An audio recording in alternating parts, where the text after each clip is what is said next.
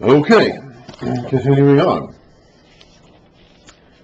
Do not boast about tomorrow, for you do not know what a day may bring forth.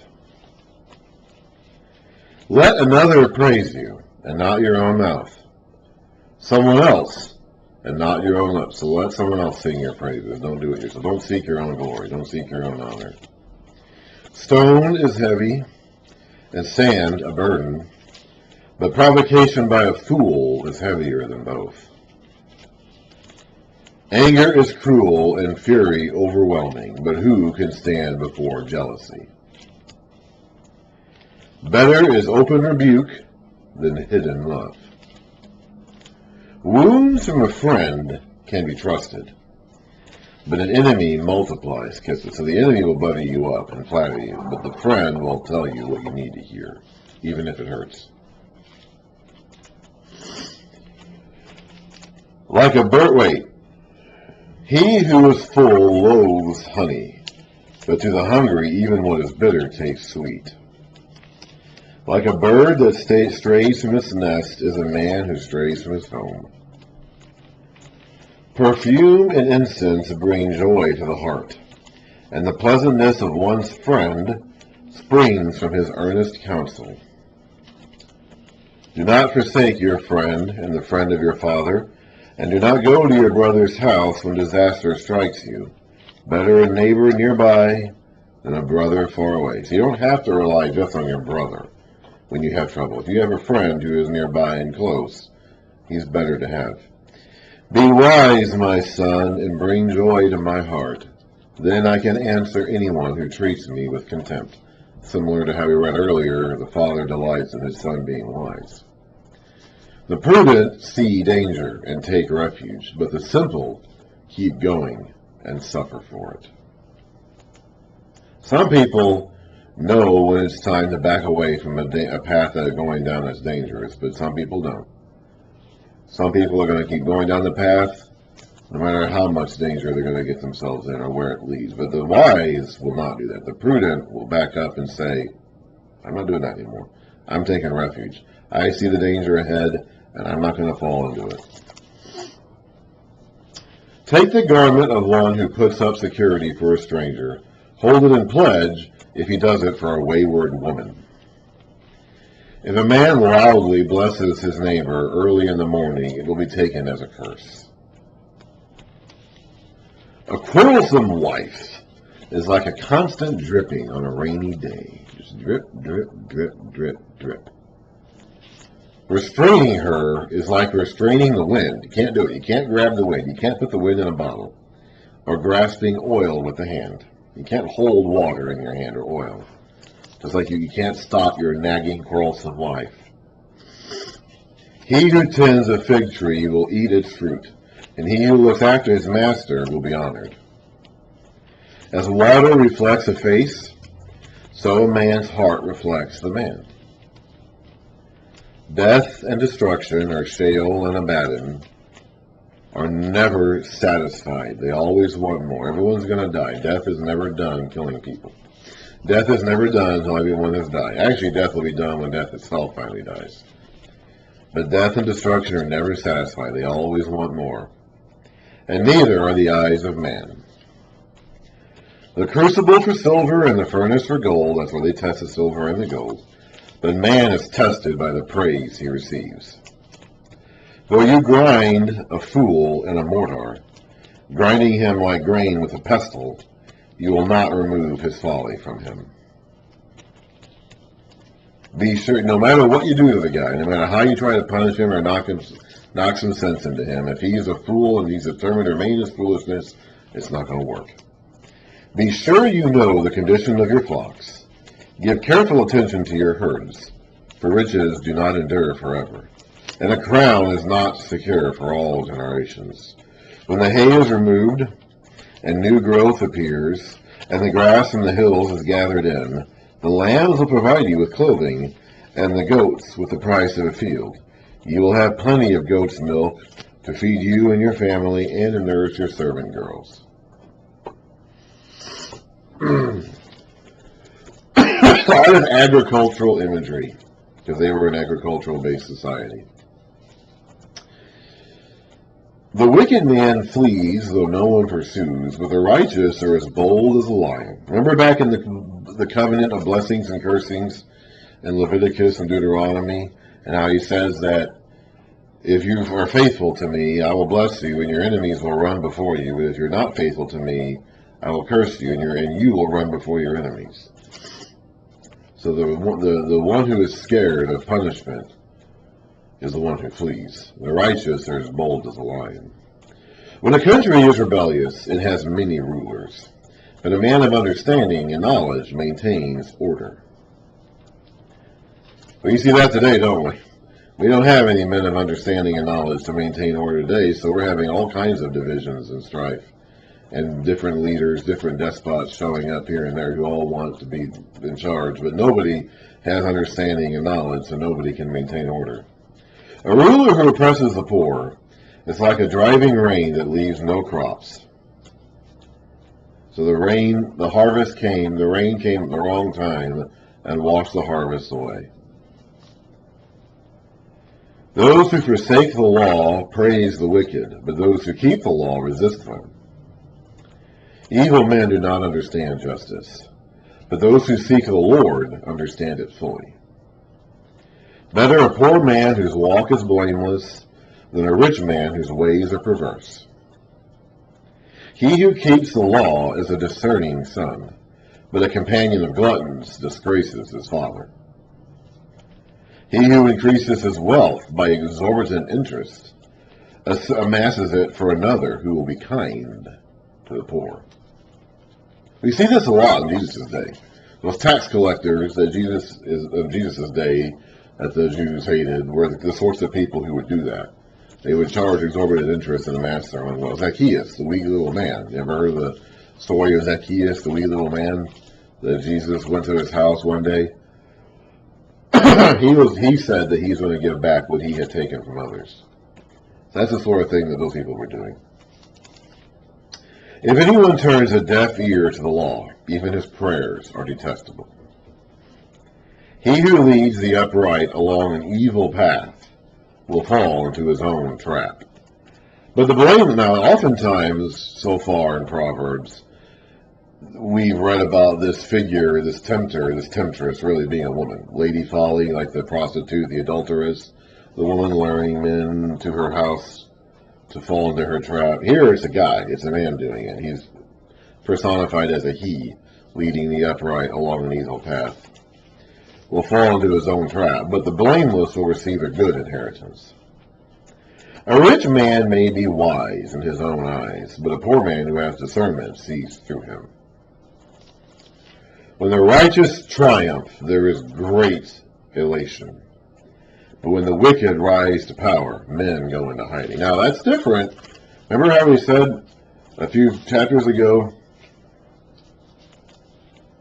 chapter 24, verse 17, do not gloat when your enemy falls. When he stumbles, all your heart rejoice. That's tricky. But there is a certain element of triumph, of being elated and rejoicing when the righteous triumph. So again, don't take any of these proverbs themselves to be 100% binding. You don't want to gloat. You don't want to indulge in someone else's misery. But when the wicked fall and the righteous are lifted up, that is something to celebrate and be elated over. He who conceals his sins does not prosper, but whoever confesses and renounces them finds mercy. David experienced that in his own life, didn't he? Blessed is the man who always fears the Lord, but he who hardens his heart and does not fear the Lord falls into trouble. Like a roaring lion or a charging bear is a wicked man ruling over a helpless people. A tyrannical ruler lacks judgment, but he who hates ill-gotten gain will enjoy a long life. A man tormented by the guilt of murder will be a fugitive till death. Let no one support him. So even if you don't get caught for it, it's going to torment you. It's going to chase you. You're going to be a fugitive until death. Murder had a death penalty in their culture. There was no sacrifice or provision for the one who committed murder. David got away with it in the sense that he didn't get put to death for it. David did commit murder. He didn't die, but 4 of his sons did. He expected to die. That's what he was glad for when Nathan the prophet said he wasn't going to die, because he expected to, and he should have been. Okay, by the law, he should have been put to death. A murder, there was no sacrifice that covered the sin of murder in Old Testament Israel. So a murderer was guilty of a death penalty sin, no matter when or where. In this case, even if you get away with it, even if no one knows you committed the murder and you escape, it's going to torment you. It's going to haunt you. You're going to be a fugitive until death. He whose walk is blameless is kept safe, but he whose ways are perverse will suddenly fall. He who works his land will have abundant food, but the one who chases fantasies will have his fill of poverty. A faithful man will be richly blessed, but one eager to get rich will not go unpunished. Sounds like a get-rich-quick scheme sort of thing, huh? To show partiality is not good, yet a man will do wrong for a piece of bread. A stingy man is eager to get rich and is unaware that poverty awaits him. That seems to indicate that the lesson there seems to be you need to be willing to spend money to make money, huh? He who rebukes a man will in the end gain more favor than he who has a flattering tongue. So be willing to call out people for their wrongdoing when you see it. And don't just hold it back or say it's all right or it's all good or whatever like that. If you see someone committing wrongdoing or falling into wrongdoing, say something. He who robs his father or mother and says it's not wrong, he is partner to him who destroys. A greedy man stirs up dissension, but he who trusts in the Lord will prosper. He who trusts in himself is a fool, but he who walks in wisdom is kept safe. He who gives to the poor will lack nothing, but he who closes his eyes to them receives many curses. Basically saying, I don't see you. I'm pretending I don't see you. I know you're out there, but I'm going to close my eyes and just pretend I don't see you. When the wicked rise to power, people go into hiding. This is a companion verse to chapter verse 12, which you read about earlier. When it says, when the righteous triumph, there is great elation. When the wicked rise to power, he will go into hiding. When the wicked perish, the righteous thrive. A man who remains stiff-necked after many rebukes will suddenly be destroyed without remedy. So you've had your chance. You have given many rebukes. People have offered you a chance. You have been given instruction, you have been shown the way not to do things and what to do to correct yourself, and you're stiff-necked, you're not going to turn your head, you're not going to change your direction. The only thing left in that case is destruction.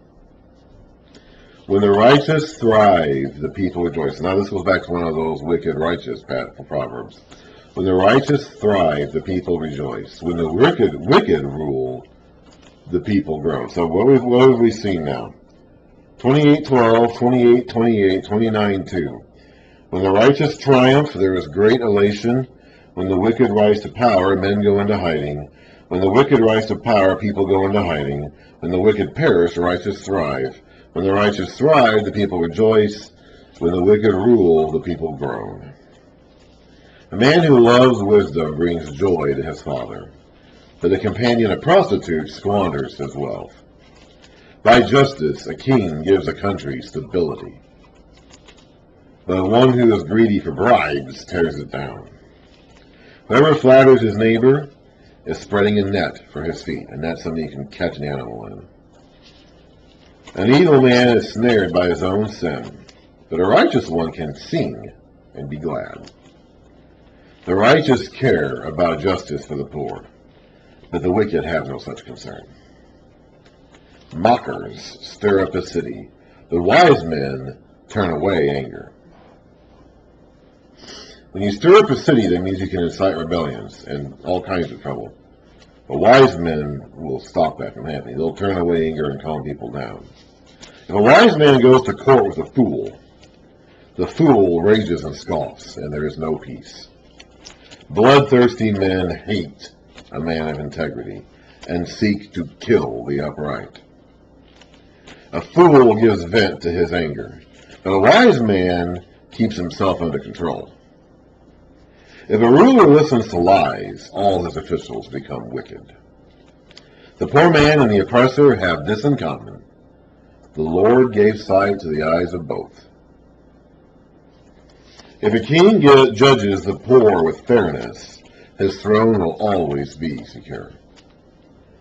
The rod of correction imparts wisdom, but a child left to himself disgraces his mother. When the wicked thrive, so does sin, but the righteous will see their downfall. Discipline your son, and he will give you peace. He will bring the light to your soul. When there is no revelation, the people cast off restraint. So when there's no word from God, the people decide it's okay to do anything they want to do. But blessed is he who keeps the law. A servant cannot be corrected by mere words. Though he understands, he will not respond. Do you see a man who speaks in haste? There is more hope for a fool than for him. And we talked before about how bad off the fools are. So if you're worse off than a fool, then you're in pretty bad shape. If a man pampers his servant from youth, he will bring grief in the end. An angry man stirs up dissension, and a hot-tempered one commits many sins. A man's pride brings him low, but a man of lowly spirit gains honor. The accomplice of a thief is his own enemy. He is put under oath and dare not specify. Fear of man will prove to be a snare. Whatever trusts in the Lord is kept safe. Many seek an audience with the ruler, but it is from the Lord that man gets justice. The righteous detest the dishonest, and the wicked detest the upright. That's it for the Proverbs of Solomon. Now, in the last two chapters of Proverbs, we're going to have sayings that come from other people. So we're going to read these. We're going to try to see if we can determine who these other people are. And then we're going to read them, and we're going to go to the book of Proverbs.